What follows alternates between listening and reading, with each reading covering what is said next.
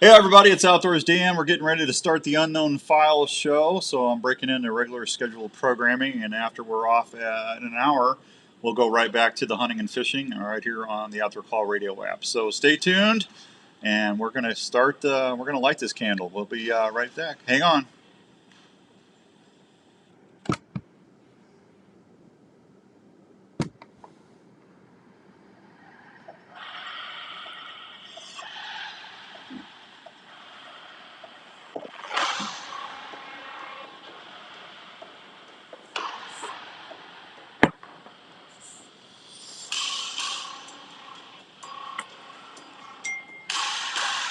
All right, welcome to this week's edition of the Unknown Files show with Outdoors Dan, brought to you in part by our good friends out at Revelton Distillery, the official spirit of the Unknown Files show. We're going to have a fun one tonight. We're going to go into a paranormal realm.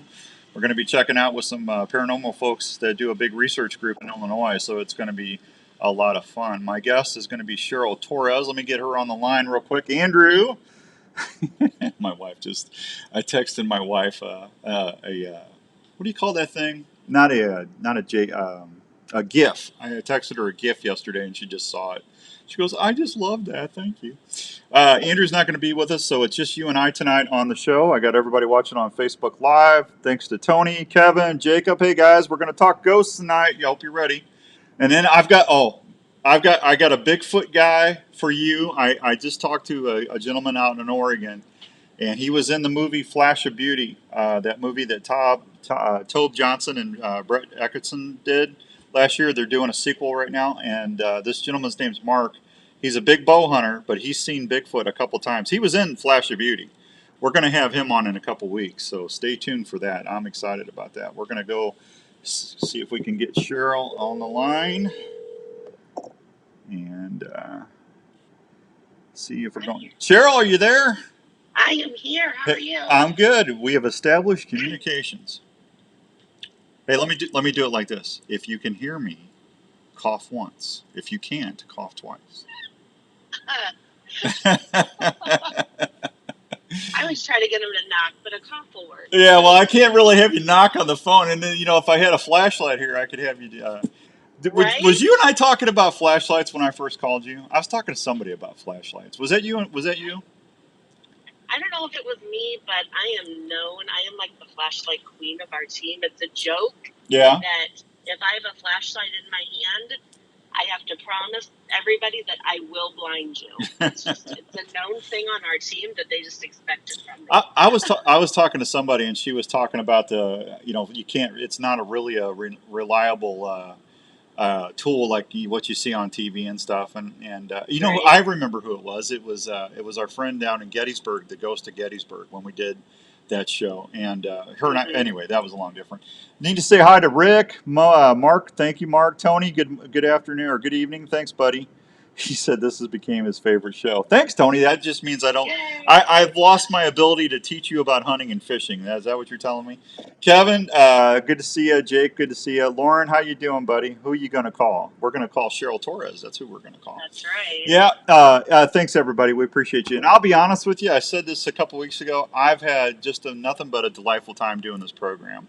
Cheryl and I were talking a little bit before the show, and how this all came about, Cheryl, is if someone's listening for the first time, I actually get like 12, 13, 14 emails a year about Bigfoot. Hey, Dan, I got a Bigfoot harassing my cows. Can you come down and see if you can get it on video, or can you do something so it's And it's like, well, I really can't come down there, but what are you finding? And I grew up. I love Bigfoot. I love ghosts, UFOs. I love all the paranormal, the cryptid stuff. I mean, I grew up in the '80s, so that's when a lot of the In Search of and all that stuff was on TV, Cheryl. And then I actually when I got out of the military, I went and visited some well-known haunted places, a couple over in Illinois actually. And I just had Troy Taylor on last week, and you know who that is. And one of the houses we talked about was the old slave house. You familiar with that? I have heard of it, yes. Yeah, that you can't get in there anymore. But that place, they actually had some. I think Tori said there was like 2 or 3 Marines. I won't go into the whole thing because we just talked all about that last week. But these Marines said it was all buckus, and they weren't seeing. These people actually kept slaves up in the upper floor and chain. It was a horrible thing. It was just a horrible story. But anyway, those Marines made it halfway through the night, and they saw apparitions and shadow people coming at them, and they got out of there. So that's a pretty well known paranormal house. But how did Cheryl Torres? How did you get into the paranormal? Well, long story short, I grew up in a haunted house. Really? My dad still lives there. Uh-huh. And then my sister was friends with one of the founders of the Illinois Paranormal Research Group, and it's like, hey, I'm going here. I'm like, you're going where, and we're doing what? And then I just started coming to all of the team's events that they had, and I'm like, okay, you guys just have to let me join this team. So they let me join, and now I'm running the team. So fast forward from 2011 to now, I've been running the team for the past 5 years. Now, when you said you grew up in the house, what happened in the house? What was you experiencing? We would hear, like, the back door would open and close, footsteps across the floor. Even my dog would be, like, waiting at the bottom of the basement stairs for one of my parents to come down the stairs, and there was no one there. Wow. I try to get my dad let me come over and investigate. Just let me come and investigate your house, because they swear that I wrote my name in the staircase. I'm like, Dad, listen, I'm 50 years old. If I did it, I would have admitted to it by now. Right. So it just kind of happened, huh? Yep. In the staircase, and in the wood banisters, or in the wood, yes. Oh, that's still crazy. There today. That's crazy. That's crazy. Need to say hi to Chris in New Jersey. Hey, Chris, thanks for listening out on the East Coast. We appreciate you. Hi, Chris. Hi, good to see you. Thank you. So, how many's in the group? How many people do you have chasing specters out there? We have 12 members on our team right now. It has grown. You want to give them a shout out? Quite a bit. I would love to. Go ahead. Hey, Sam and Becca and Erica, Amy, Ryan, Catherine, Shayna, Gabby, Chris, Ben, Kate, and Chloe. Julian's one of our guys. He's like coming to the events. He wants to join the team, so hopefully he'll be joining us after we visit Edinburgh in June. So we shall see. All right, that's cool. Now you guys got a big event coming up this weekend. It's at the Quarters One. Can you tell everybody what is Quarters One? What is that? So Quarters One is it used to be the highest commander on the Rock Island Arsenal, which is our local Army base here in the Quad Cities in Illinois. And now, so the highest ranking officer would live in Quarters 1. Now the highest ranking officer lives in Quarters 2. And then there's Quarters 3, 4, and so on to Quarters 10. But Quarters 1 was the largest one that was built, and now it's used for military ceremonies, weddings, baby showers, bridal showers. So it's paranormal investigations. So it's a military quarters. It is, but it's huge. It looked like a big mansion. It is. Yeah. It is. It's let's see. I'm gonna jump ahead a little bit, but it has 51 rooms. Wow. And it's 21,965 square feet. It's the second largest federal residence in the United States, just behind the White House. And we get to go play with the ghosts there. That's wow. Amy Blackburn is watching us on Facebook Live. She says she's part of the group. She is part of the group. Yeah, thank you, Amy. We appreciate you. I'm waving to her for you. So, how did you get access to a military base? So we weren't the first team to go there. Uh-huh. In 2010, they started letting people go in and rent the house out, and another local team, they were the first ones to investigate there. Our first time investigating the house was in 2011. So you just hear about these things, and you reserve the house, you pay their fee, and you go and you see what you can find. That's pretty cool. Now, It is. were the officers and the enlisted folks that were billeted there, were they experiencing things?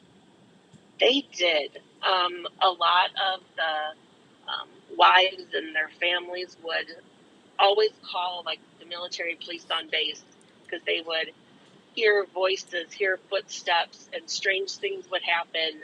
Um, and the police would come down, find nothing. One of the colonel's wives actually became a very heavy drinker because of all of the activity that went on in the house. Wow. So How it's been good. It's been happening for years. how far away are you from Great Lakes Naval Base? And Oh, that's up in the Chicago area. I'm about 3 hours from there. okay, when I was in the service a long time ago, I was stationed there, and I got to have some duty in the morgue, in the basement. Mm-hmm. And I'm going to tell you something. I never seen anything, but you would be down there at night on duty, and you'd have to keep a logbook and everything, while you were on duty.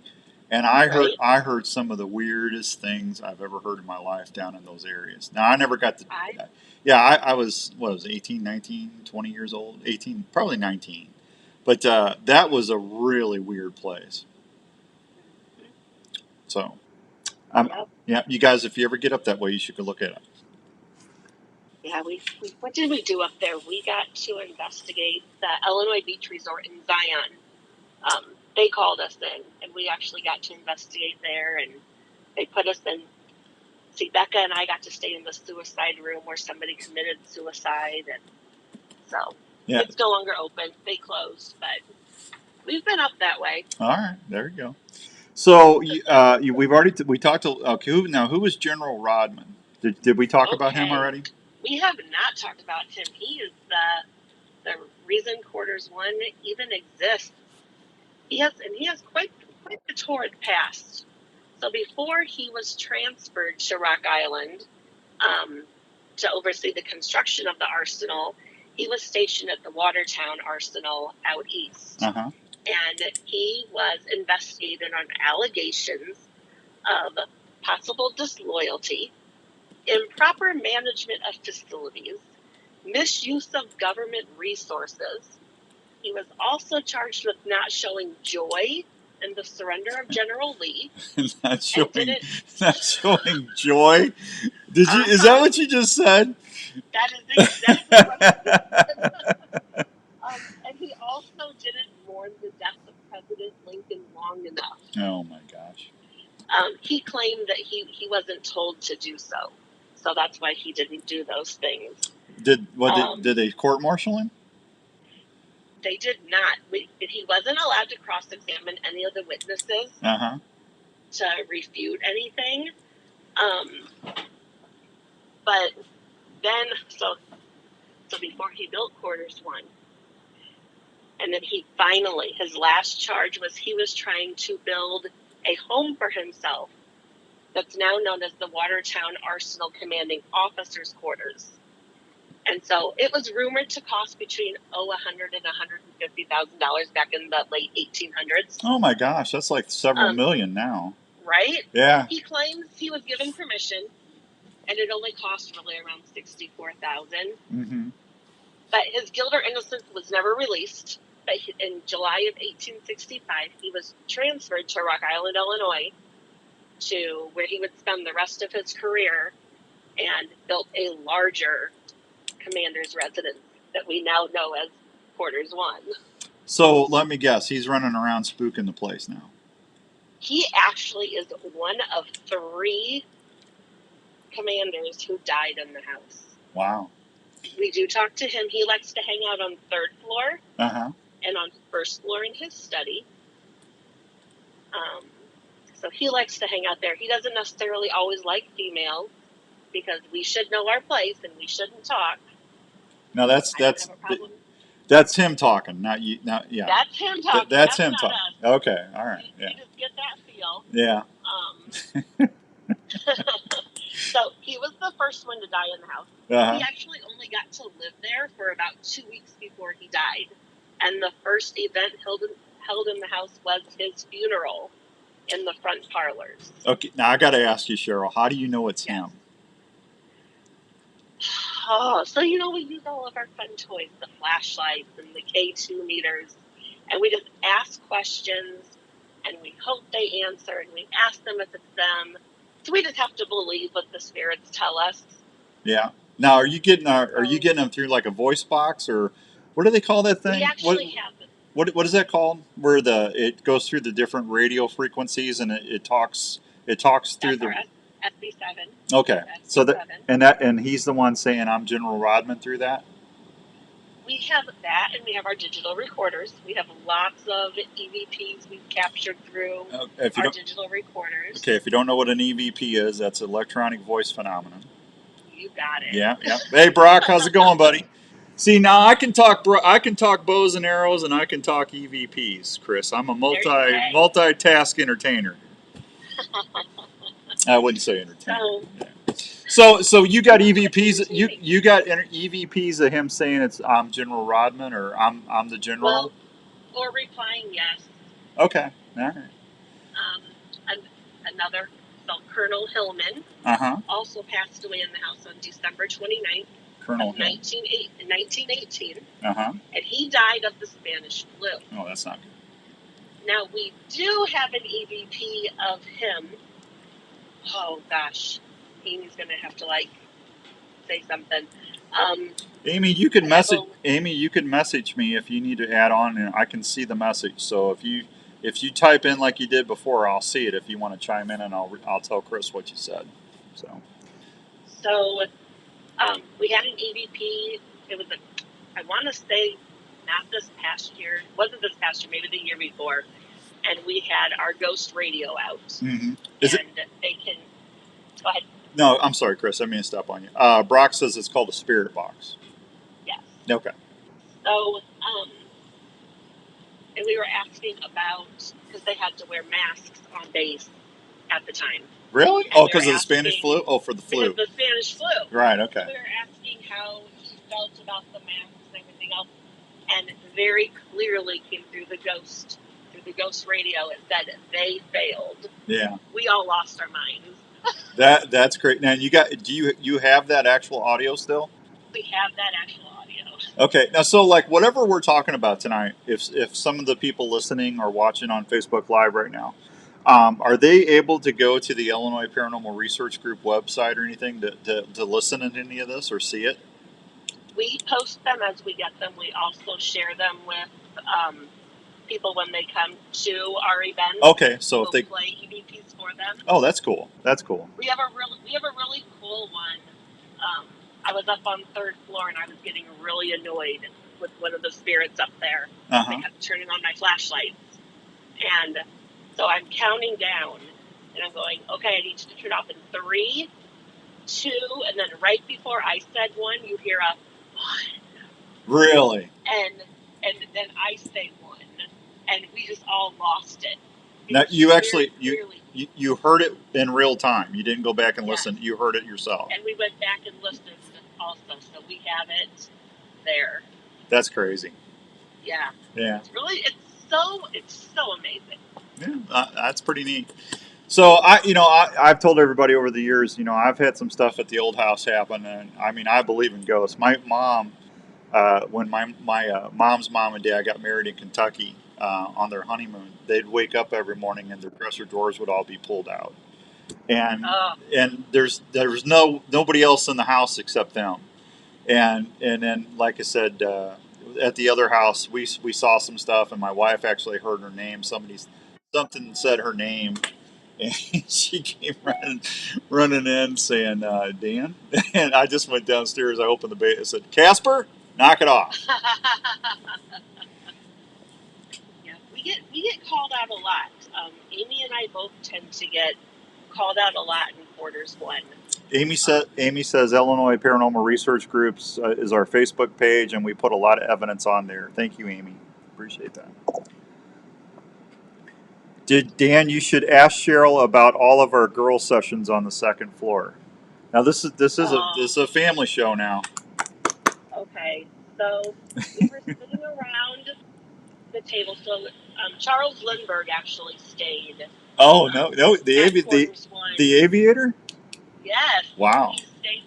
he stayed there when Colonel King was in command. He's another of the colonels that has another one. He's the third that actually passed in the House. And Charles Lindbergh stayed there while he was there. He actually only stayed in the house for 7 hours. Uh-huh. And he complained because the bed was too short and he did not get restful sleep. Because it was things were keeping him awake all night? No, just because the bed was too short. Oh, I got you. He was a finicky man. Well, he was probably cooped up in that plane when he flew across the Atlantic, Right? Yeah. So, so now there's a bedroom that's named after him. It's called the Lindbergh Room. Wow. On the second floor. So we were all sitting on the floor around the table, and we had our flashlights all set up, and it was just the girls. Mm-hmm. And so we had all the flashlights up, and we had all set up our own flashlight. And they were going around the table. Who do they want to talk to? And so I said, hey, this is Cheryl. Do you want to talk to me? My flashlight came on. We went all the way around the table, and then it got to Amy. And Amy said, do you want to talk to me? Nothing turned on. Aw, Amy. And I'm like, so wait, you want to talk to everybody except Amy? When I tell you every flashlight on that table started lighting up, uh-huh. When we said you don't want to talk to Amy, I feel so bad for Amy. Yeah, that's just rude. I mean, come on. Poor Amy. Yeah, that's not. We've also been told on an EVP, don't give the answers to Amy.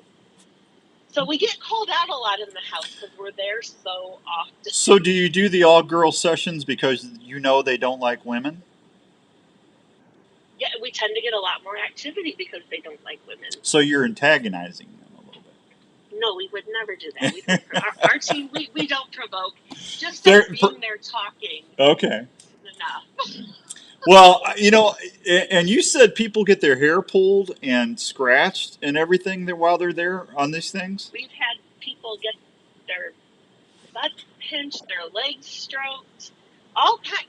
In the basement, you don't know what's going to happen. And people never believe us until it happens. Yeah. Brock just said it's real. We tell them. Brock Hiller. Occupational hazard. Brock just messaged and said it's real fun until they start grabbing your clothing. So how many times have you had your hair pulled, or actually now do you video all this when you're out there, when you're doing these investigations and you're going to run, you always have video running? Do you always have video running when the clothes or the hair is pulled? I mean, do you actually go back? Can you see it being pulled? So we have one video of me at the women's club in Clinton, mm-hmm. Of my hair getting lifted really up into the air. Yes. That's crazy. So, yeah. So it's interesting. Yeah. It's interesting. Now, it doesn't bother us. It's our guests that are bothered by it. We're like, okay, whatever. Amy said it happens frequently. So that's crazy. Especially the females. Yeah. Well, that. Oh man, Chris just sent me like a 3-paragraph message. Says, my son and I are currently working in a solid Victorian, in an old Victorian from the mid to late 800s. We finished the work on the second floor and have been working on the first floor numerous times. We now have thought someone came in and was working on the second floor, but there wasn't anybody there. We have heard what sounds like walking and some louder noise like someone's moving stuff. There isn't much to move up there, but it has both of us pretty wondering what's going on. That's crazy, Chris. A lot of times, though, when people do remodeling and things to their houses, that will actually stir up paranormal activity because you're making changes. Yeah. Why is that? Why do they get mad about that? I mean, because they want changing what they know. Yeah. Okay. Now, see, here's the thing, and I've always wondered this because there's different types of hauntings from everything that I've read. There's residual hauntings. There's intelligent hauntings. And then what's the residual ones? Like it's on a loop. Like it just keeps going over and over. So a residual haunting might not be aware of what anything's going on. It's energy that just keeps going back in a circle. An Yep. intelligent haunting is what you're talking about, where they're interacting with the flashlights and the EVPs and stuff, right? Mm-hmm. Yep. Okay, and then what's the other type of hauntings, Chris? Poltergeists.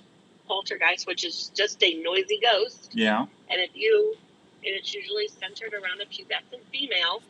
And if you take that person out of the house to investigate, many times nothing's going to happen because it's centered on that one person. Really? They just focus on one energy.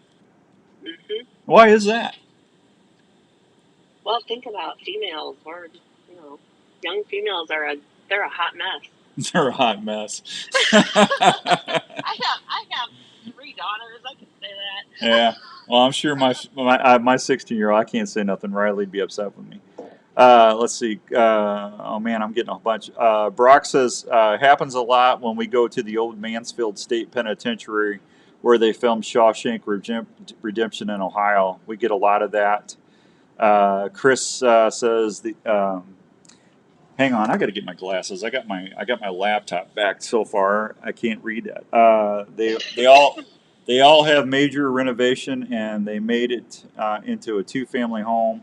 It was empty for a while. They actually removed some of the old beams. Amy says, "Oh, that needs to be on our next bucket list. Sounds like it's very active there." There you go. You might have a new haunt there. No pun intended. There you go. So, all right. So, some the known deaths. We already talked about Colonel Hillman and General Rodman. Is there anybody else that's known that this expired there? Colonel King. Colonel King. Yep, David King. Uh-huh. He was actually on the island twice. He lived in quarters 4 when he was a major, Uh-huh. and then he went to France, came back, and lived in quarters 1 as a colonel, and he passed away in the house on January 27th, 1932, and that's the last recorded death.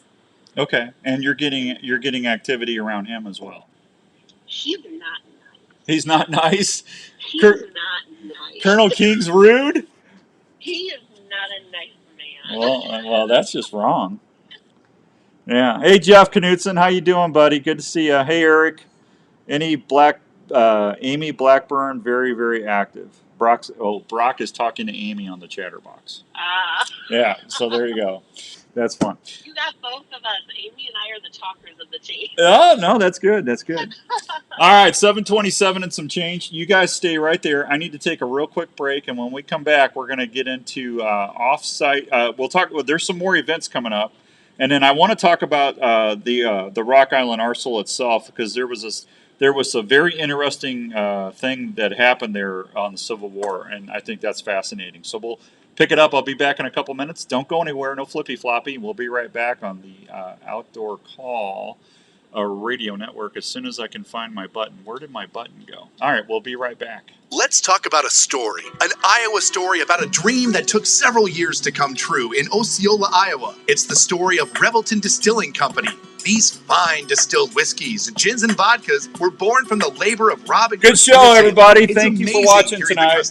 Amy, thank you. I really appreciate y'all. And how each spirit tastes and satisfies with every sip. From the honey whiskey to the whiskey and cream, or the robust mulberry gin, American gin, or vodkas. Revelton Distilling visitors can't believe the flavor profiles the mixologists are creating at the distillery every day. Revelton Distillery is open Wednesday through Sunday in Osceola. They're located at 1400 West Clay Street, right off I-35. Revelton Distillery fine spirits are also available at your local grocery and other retailers around Iowa. Please check them out online at ReveltonDistillery.com or visit them at the distillery. If it's time to celebrate or just time to sit back and unwind, well, then it's time for a Revelton moment.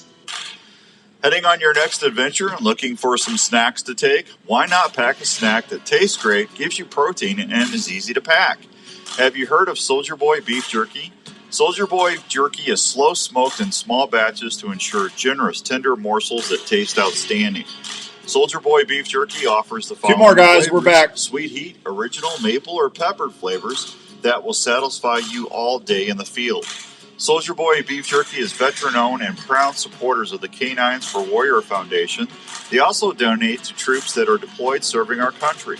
So next time you're looking for snacks from home or on your next outdoor adventure, please remember to reach for some Soldier Boy beef jerky, available at Sportsman's Warehouse. Soldier Boy beef jerky, outstanding taste that keeps you satisfied in the field. For more information, please check us out online at www.sbjerky.com. You're heading out on your morning hunt well before sunrise, so you can stay undetected from that giant you've been chasing all season. Wouldn't it be nice to know exactly where your stand or blind location is without letting anyone know where you're at walking in? Have you ever heard of Onyx? Onyx is one of the most important pieces of hunting gear that you can use and always have with you. The Onyx Hunt app allows you not only to get from your truck to your hunting spots, it also allows you to mark and save your parking spots, scrapes, food plots, rub lines, or some possible next stand locations. The Onyx Hunt app is also a great way to see your property and know where you stand. Onyx is a mobile app that you can take anywhere. It's recognized by game wardens all around the country as a valuable hunting tool. So, if you want to always know where you are and have the ability to save information that will help you be a better hunter, go download the Onyx Hunt app at your app store today.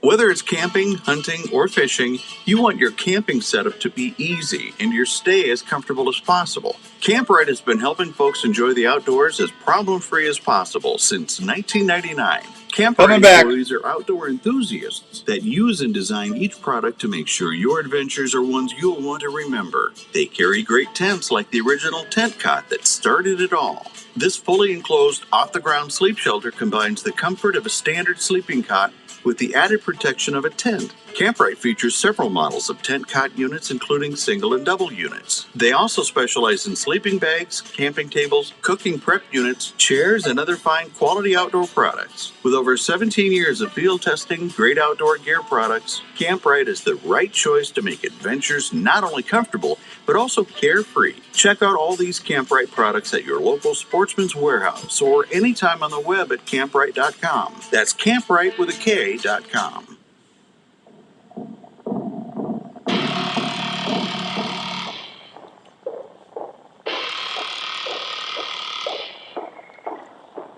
All right, welcome back to the Unknown Files, case number 6, Illinois Paranormal Research Group. I got Cheryl Torres on the line. Cheryl, you still there?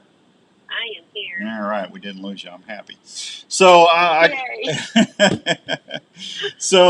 let's talk a little bit. You guys got you got the event this weekend, and then you guys work with your local tourism up there in your area too. Your tourism bureau. Well, we work with the Rock Island Arsenal's FMWR, which is their family, military, welfare, and recreation. So all of the events that we do at Quarters 1, except for our January event that we did last month, which was ours, all of our Quarters 1's events are for them. Gotcha. So we work in conjunction with the Rock Island Arsenal. Okay. All right. That's awesome. All right. Now let's talk about the Rock Island Arsenal itself. There was something to me. Now this is one of the reasons why I think that would spark activity. They actually had a Civil War POW camp there. We did, and it was actually right across the street from Quarters 1. Wow. I want to say, I can't remember right offhand, between 1,200 and 1,600 prisoners died in the camp.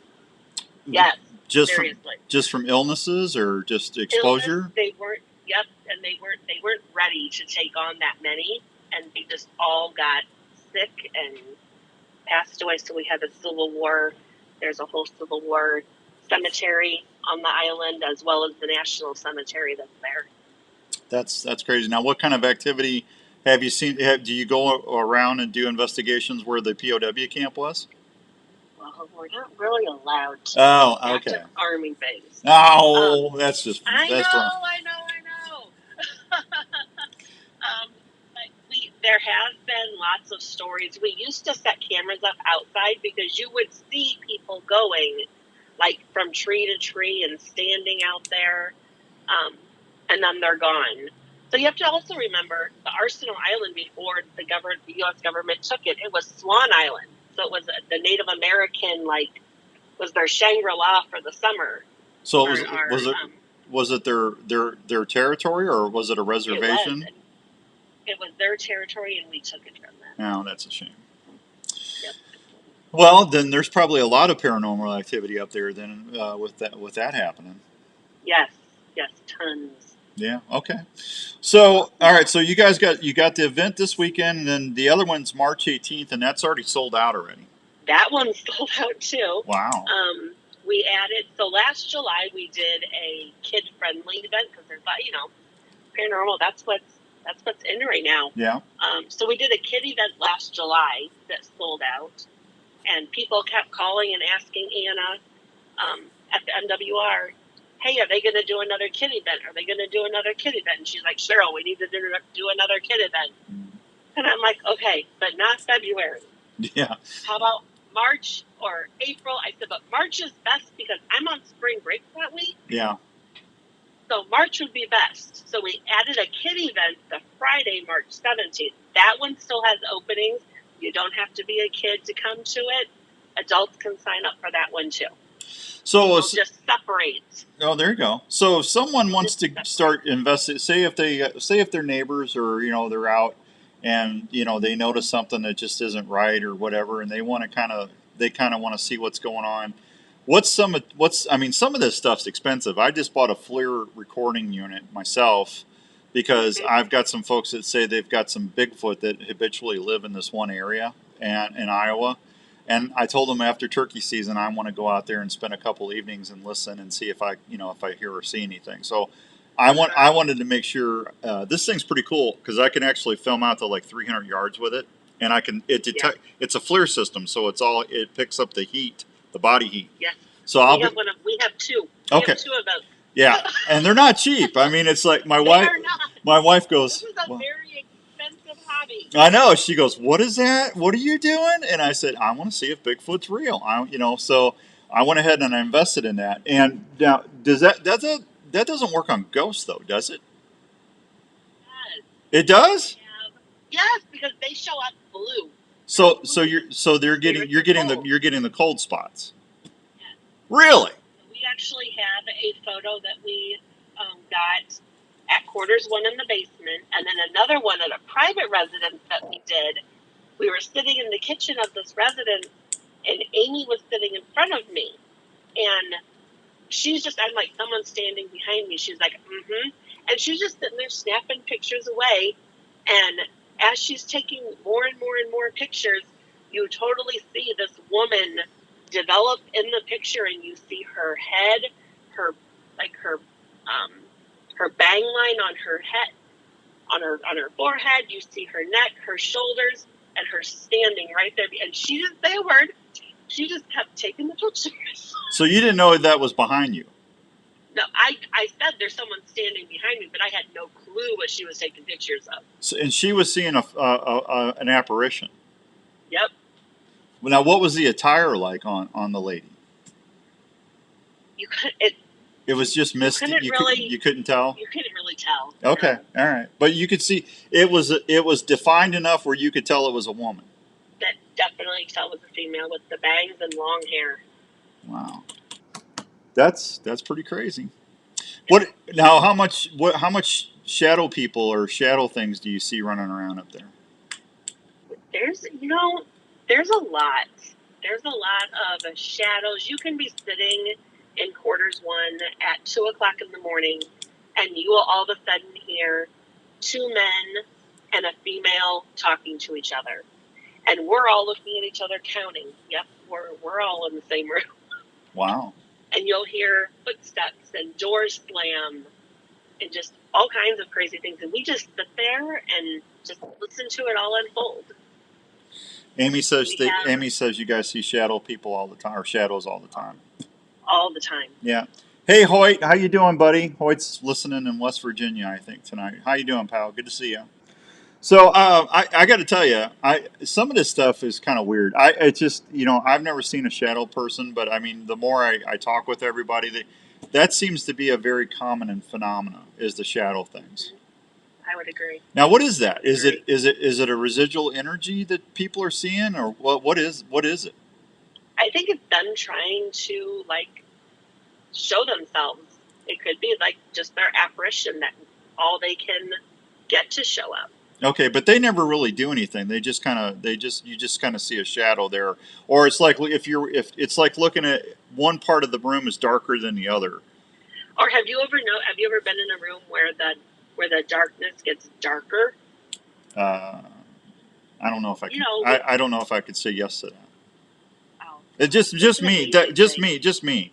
Yeah, the only It's an thing. amazing thing. Yeah, the only thing I've ever had happen to me, I was at the Limp Mansion in St. Louis, and I had a bus. It was a restaurant on the bottom floor, and we were up on the top floor. And I had a couple media friends of mine that I went along with us, and I had a bus table where you could put, they put dishes and stuff when they clean the tables.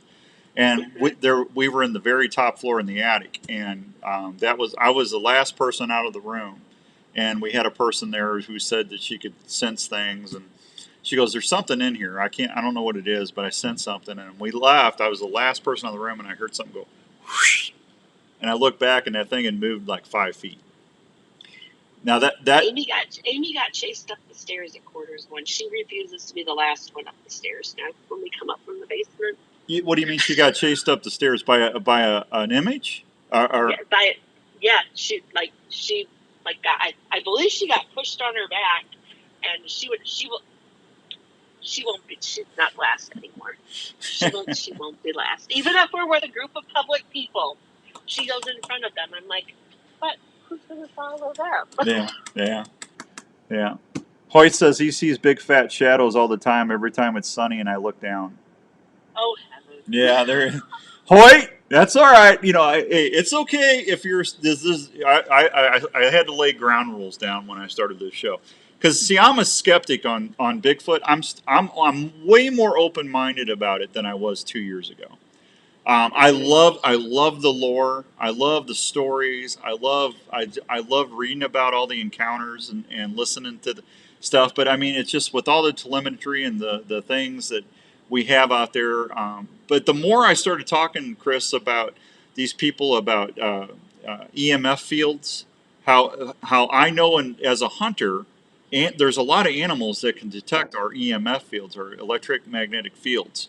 They actually have a hunting company that came out with a suit. It's called a HECS suit, HECS, I believe it's the acronym. But it blocks your EMF. And, turkeys and other animals, sharks have a very sensitive EMF. They've got little things of jelly in their noses. It's called amples of Lorenzini. And that's how they find their prey, through their electric magnetic fields.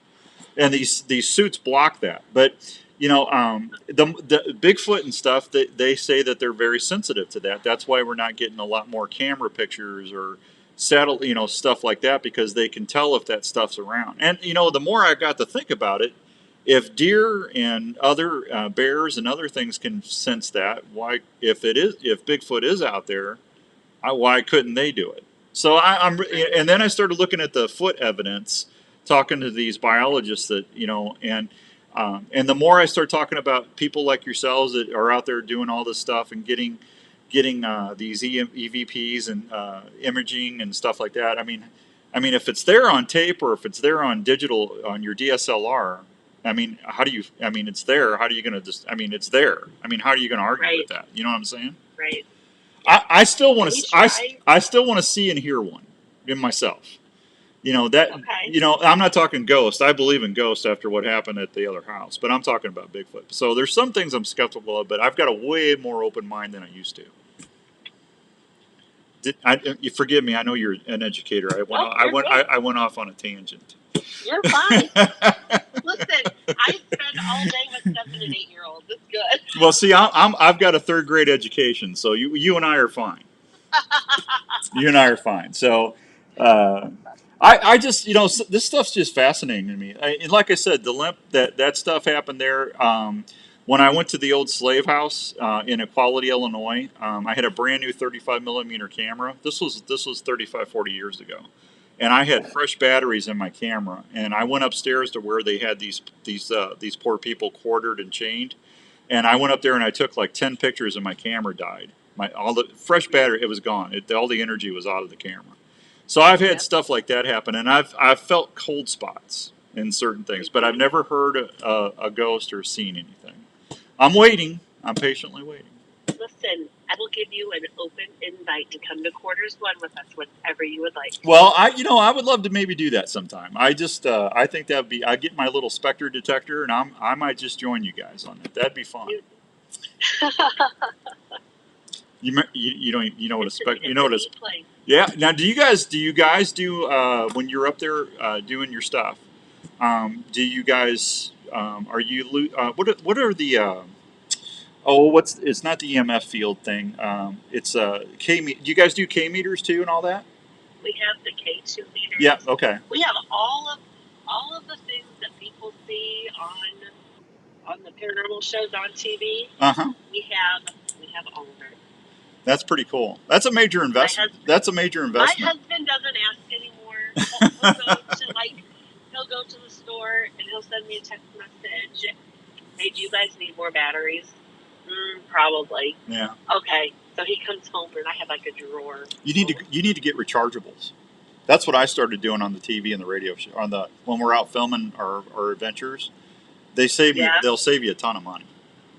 Ryan just ordered some rechargeable 9 volts. So I'm going to see how those work. Yeah, they work pretty well. They work pretty well. So all right. So besides the Quarters One, how many local investigations have you all done when people call and say, "Listen, I got stuff going on. I just don't understand what's happening. Can you come out here and see?" How many of those have you been on? We used to do, since COVID, the private investigations have been really slow. But we used to do probably about 10 private investigations a year of residences. Businesses will call us. We did a bank that I'm not allowed. We had to sign off that we wouldn't say where we investigated. But we actually had to go in and do a bank. We've done the East Moline Public Library. We've done them a few times. A whole bunch of places. The Factory of Fear, which is a haunted house, but it was a toy factory. So the haunted house is actually haunted. That was interesting. So the haunted house was actually like an amusement haunted house. Yes. Yeah, one that you would go and see on Halloween. That's actually really haunted. There's one. Yep, right. It's actually right down the street from me. Yeah, that's good. Matt Stewie, good to see you, buddy. Rick, thank you. Rick says they're interdimensional. You know, I mean, on a quantum level, I mean, they just exist in a different. There's just a veil, but separating us from them, right? In the quantum realm. Yep. Yeah. See, that's a big word for my third grade education. It's a big word. Kind of like paranormal studies is a pseudoscience, right? Yeah. We're not supposed to be able to get things to repeat. But like as often, like a Quarters One, an Edinburgh Manor, those places where people go a lot, when you can get things to repeat, that's really cool. Okay, now we got about 12 and 13 minutes here. What's Edinburgh? What is that? Edinburgh Manor is in Scotch Grove, Iowa. It was a poor farm, then it was an insane asylum. And we go out there a couple times a year. It's in the middle of nowhere. Okay. And it was an open door facility. But it's very, very interesting. What have you experienced there? Footsteps, voices, drumming. We were, last September when we were out there, a couple of our members were sitting outside and they were smoking, and our REM pod just started going off like crazy.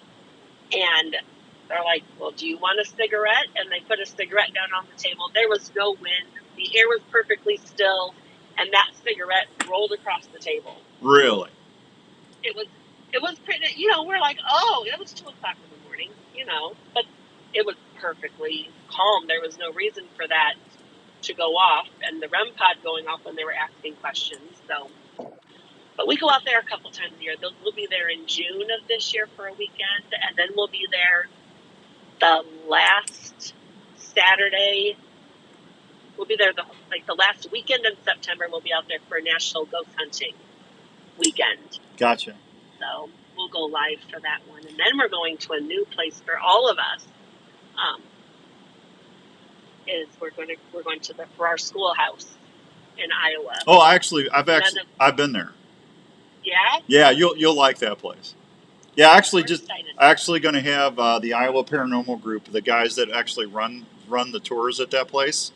Okay. Yeah, I think it's Steven. They're going to be on here in a couple weeks. But Nice. yeah, that's a pretty cool place, and it's right across from a graveyard. Oh, nice. Yeah, you'll like that place. So now, what do you know? I don't want you to mention anybody's names or what towns or anything like that, but like Yep. you go to somebody's house and you start seeing cabinets opening up or doors swinging open and stuff. And I mean, what do? You just say, don't this is nothing to be afraid of. I mean, you just do your best to calm them down and say, this is this is just stuff that you should just kind of embrace and just ignore it. And because the more you pay attention to it, the worse the activity gets. Sometimes, and we always tell people when they contact us for a private investigation, because you have to remember it's someone's house. Right. Yeah.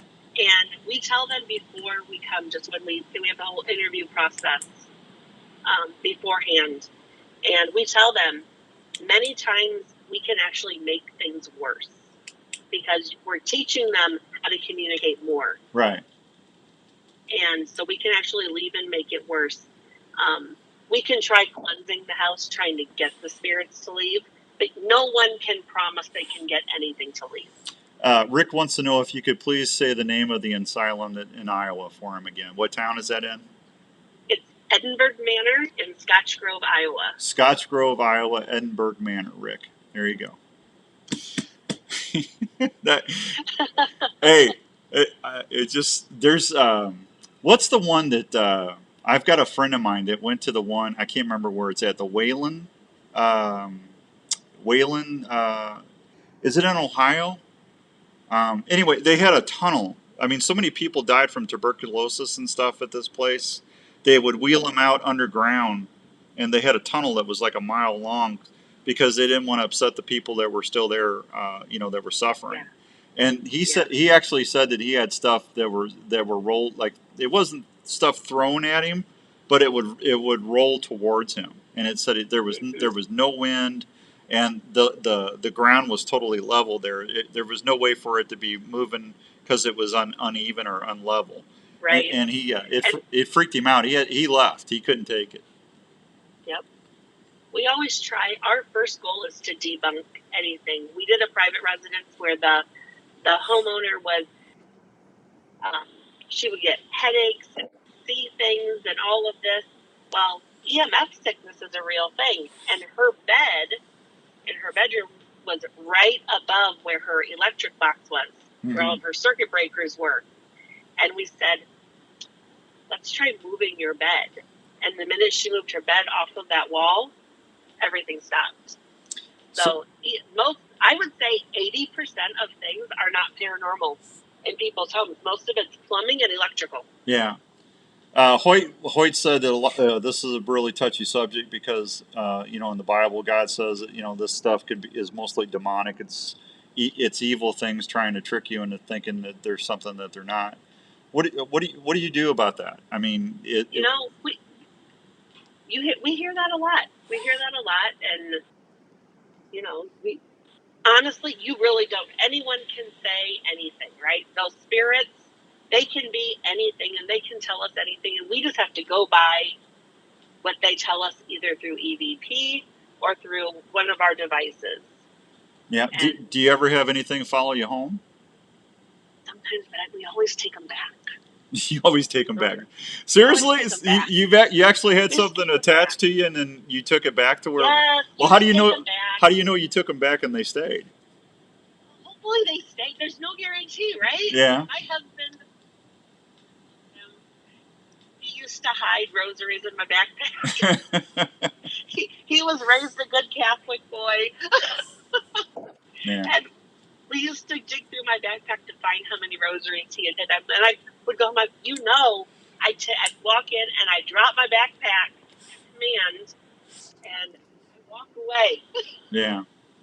Well, I talk to Touch the it again. I talk to the good man upstairs every night, every day, and I always, before I go hunting or before I go on a trip, I always say a prayer for my family and my friends, and I always say, Lord, put your hand of blessing and grace upon my shoulders, and help protect me.